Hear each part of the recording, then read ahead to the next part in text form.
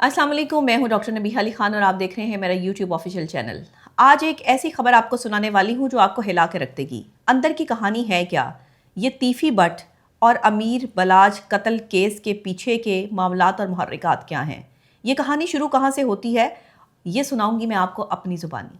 शायद आज आपको समझ आ जाए कि दो ख़ानदानों के दरमियान जो ये दुश्मनी चलती आ रही है, इसका नतीजा सिवाय कत्ल के और कुछ निकला भी नहीं है।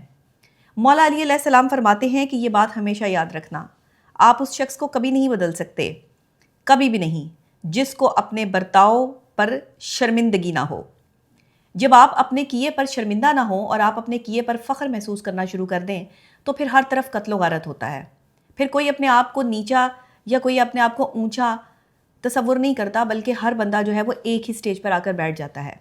जब दुश्मनियाँ डाली जाती हैं तो वो बराबरी की बेस पर होती हैं।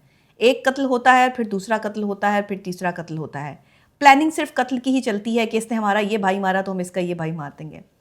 आखिर ये दो ख़ानदानों की दुश्मनी जो है वो पाकिस्तान की सियासत हो, पाकिस्तान के माशरती मामलात हों या पाकिस्तान के हालात हों, हर चीज़ पर असरअंदाज होती है।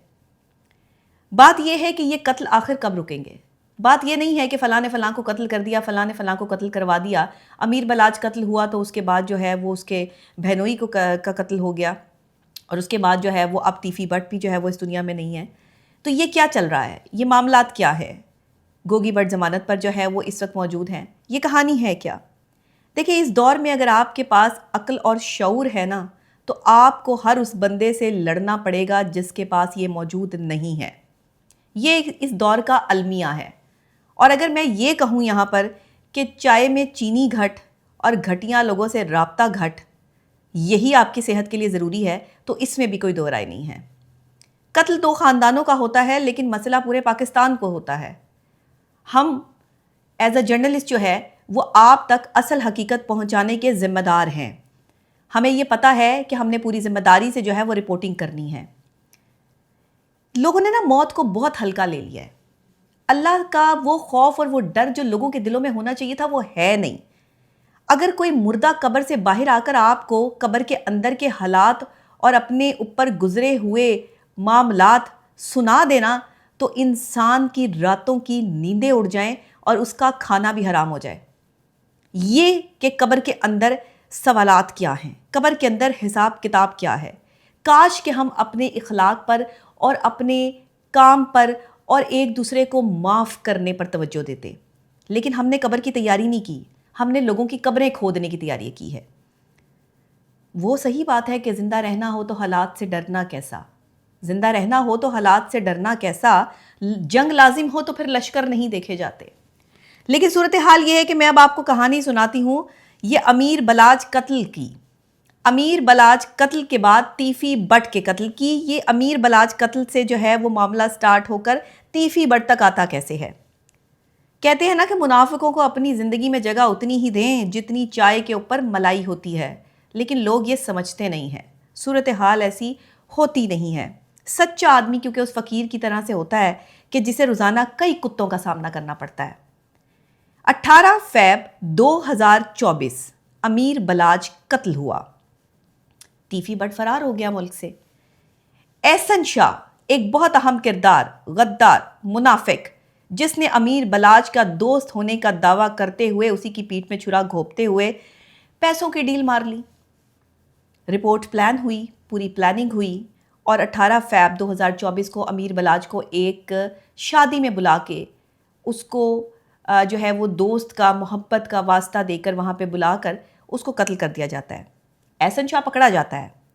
अगस्त 2024 साथियों की फायरिंग से एहसन शाह मारा जाता है। लोग उसको गद्दार कहते हैं, लोग उसको मोहब्बत का, दोस्त का और गद्दार कहते हैं और उसके बाद बहुत सारे लोगों का दोस्ती पर से एतबार उठ जाता है। एहसन शाह ने एक ऐसी तारीख रकम की कि पूरे पाकिस्तान ने जो है वो उसको गद्दारे दोस्ती कहा। सितंबर 3 को तीफ़ी बट के बहनोई जावेद बट नहर पर अपने पोतों को छोड़ के आ रहे होते हैं, साथ उनकी बेगम होती हैं, तो जावेद बट को जो है वो नहर पे फायरिंग करके हलाक कर दिया जाता है। उनकी वाइफ ज़ख्मी होती हैं और जो बहनोई है वो तीफ़ी बट के वो क्या होते हैं, हलाक हो जाते हैं। जावेद बट की FIR करती है जनाब अमीर बलाज के छोटे भाई अमीर फ़तेह पर और कैसर बट पर। دونوں ہی FIR میں نامزد کر دیے جاتے ہیں، لیکن پولیس ماسٹر مائنڈ قرار دیتی ہے امیر مصعب کو اور امیر بلاج کا جو دوسرا بھائی ہے۔ یہ 3 بھائی تھے اور 3 بھائی ہیں، ایک امیر بلاج جس کا قتل ہو گیا، ایک امیر مصعب اور ایک امیر فتح۔ امیر فتح اور کیسر بٹ کو FIR میں نامزد کیا جاتا ہے، لیکن پولیس ماسٹر مائنڈ قرار دیتی ہے امیر مصعب کو جس کا FIR میں نام نہیں ہے۔ کوشش صلح کی جاتی ہے کہ دونوں فریقین آپس میں بیٹھیں صلح کر لیں، یہ قتل و غارت کب تک چلتا رہے گا۔ اب کیا ہوتا ہے کہ کیسر بٹ تو بیٹھ جاتا ہے تیفی بٹ کے ساتھ اور اس کا نام جو ہے وہ FIR سے نکال دیا جاتا ہے۔ کیسر بٹ کی صلح ہو جاتی ہے تیفی بٹ سے، لیکن امیر مصعب صلح کرنے کے لیے تیار نہیں ہے۔ وہ کہتا ہے میرا بھائی قتل ہوا ہے، اس کے ساتھ زیادتی ہوئی ہے، وہ صلح کرنے کے لیے تیار نہیں ہے۔ کیسر بٹ بیچ میں سے نکل گیا، اب امیر مصعب رہ گیا اور تیفی بٹ رہ گیا۔ جیسے ہی صلح سے انکار ہوتا ہے، معاملہ اس طرح کا چلتا ہے کہ خبر آتی ہے کہ اگست کے اینڈ میں گوگی بٹ سامنے آتا ہے، اور پھر گوگی بٹ جو ہے وہ تیفی بٹ کے کزن ہے، یہ بھی میں آپ کو بتا دوں۔ تو وہ کہتے ہیں کہ جی میرا تو اس سے کوئی تعلق ہی نہیں ہے، JIT فیصلہ دیتی ہے کہ گوگی بٹ جو ہے وہ قصوروار ہے۔ گوگی بٹ اس پر بہت شور شرابہ کرتے ہیں کہ جی JIT نے میری بات نہیں سنی ہے اور مجھے پھنسانے کی کوشش کی جا رہی ہے۔ بہرحال یہ میں آپ کو انڈیکیشن دے دوں کہ گوگی بٹ ابھی بھی ضمانت پر رہا ہیں اور باہر ہیں۔ گوگی بٹ کا کہنا ہے کہ تیفی بٹ سے ان کا کوئی رابطہ ہی نہیں ہے، وہ تیفی بٹ کے حوالے سے جو ہے یہ اس معاملے یا اس قتل کے حوالے سے کچھ نہیں جانتے ہیں، ان کو اس چیز سے دور رکھا جائے۔ لیکن پھر بھی اس کے بعد JIT کے جو بھی معاملات ہوتے ہیں وہ گوگی بٹ کو پسند نہیں آتے۔ 4 اکتوبر آتی ہے جناب، انٹرپول کے ذریعے دبئی سے تیفی بٹ کو گرفتار کیا جاتا ہے اور پھر 10 اکتوبر کو پاکستان لایا جاتا ہے۔ کراچی سے رحیم یار خان کا سفر اور رحیم یار خان سے لاہور کا سفر طے کیسے ہوتا ہے؟ جب کراچی سے رحیم یار خان لایا جاتا ہے تو تیفی بٹ کے ساتھی جو ہے وہ پولیس مقابلہ کرتے ہیں اور اس پولیس مقابلے میں ہلاک ہو جاتے ہیں تیفی بٹ۔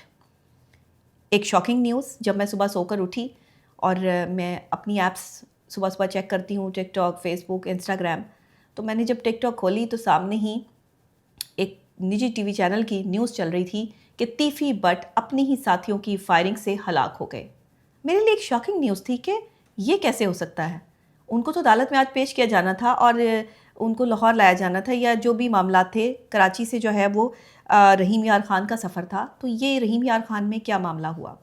بہرحال کہتے ہیں نا کہ عرش والے سے رابطے مضبوط ہوں تو فرش والے آپ کا کچھ نہیں بگاڑ سکتے، لیکن اگر عرش والے سے رابطے مضبوط نہ ہوں تو فرش والے کچھ بھی کر سکتے ہیں۔ کبھی کبھی اپنے ہی ساتھیوں کی فائرنگ سے انسان اتنی دور پہنچ جاتا ہے کہ شاید اس کو احساس تک نہیں ہوتا۔ بات یہ ہے کہ تصدیق ہو گئی کہ تیفی بٹ کو ہلاک کر دیا گیا ہے۔ تیفی بٹ اب اس دنیا میں نہیں رہے ہیں، لیکن میں ایک چیز آپ کو یہ بتا دوں کہ دوسروں کو اجاڑنے والے کبھی ہرے نہیں ہوتے، اور یہ کائنات کا دستور ہے۔ انسان اپنے کیے کا سامنا خود کرتا ہے، دوسروں پر آپ اس کا ملبہ نہیں ڈال سکتے۔ اور دوسری بات کہ جو خود کسی کے لیے کانٹے بوتے ہیں وہ کبھی خود پھولوں کی راہ پر جو ہے وہ نہیں چل سکتے۔